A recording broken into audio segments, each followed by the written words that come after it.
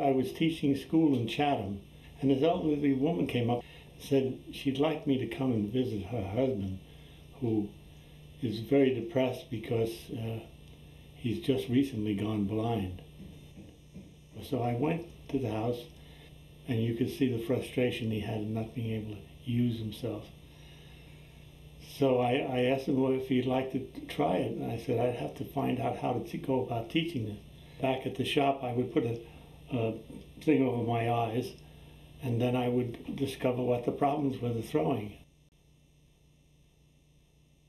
I learned how to center the clay by slapping and kicking the wheel, letting the wheel go very slowly, the center, how to figure out where the clay was and where the water was, keeping my sponge in a certain place, keeping my cut-off string in one place, so that to this day I work that way. Every time I put the string down, I put it in the same place. Every time I put the rib down, I put it in the same place. So I know where everything is. I don't have to think. My hand goes to that spot instantly. The rest is all feel, which he loved. And he got good at it. In no time, he was making bowls and pots and vases. The thing that depressed him was that when the things come out of the kiln, and I told him, well, this is a beautiful glaze, he couldn't see the color.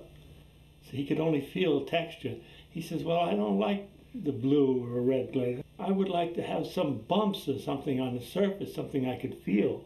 So I said, yeah, well, press it out and shape the walls while it's soft. And he did. He started pressing it out. And then he fired the pots. And he didn't care about glazing. He just liked to make these shapes with bumps sticking out. And it felt good to him to put his hand over it when it was all done. I got influence from him, and I started to do what I call sculpted pots.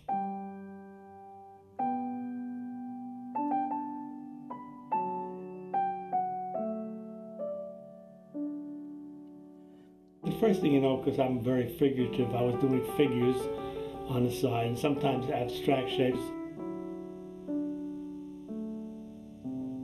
In the early days, there was more or less a relief on the walls of the pot.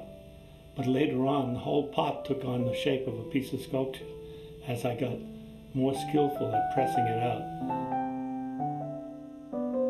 I never added any clay, never took any away. I just stretched the clay like a repose, and with a rib on the outside, I kept pushing the clay and pushing it as far as I could get it to go without it collapsing. Pressing out these forms became very feminine forms for me. Breasts and buttocks and sort of a Baroque cherub-like figures bursting out of the surface.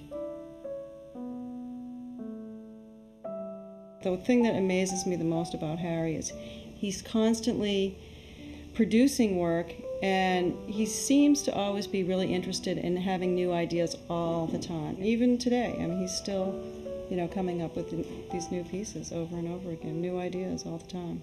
It's amazing.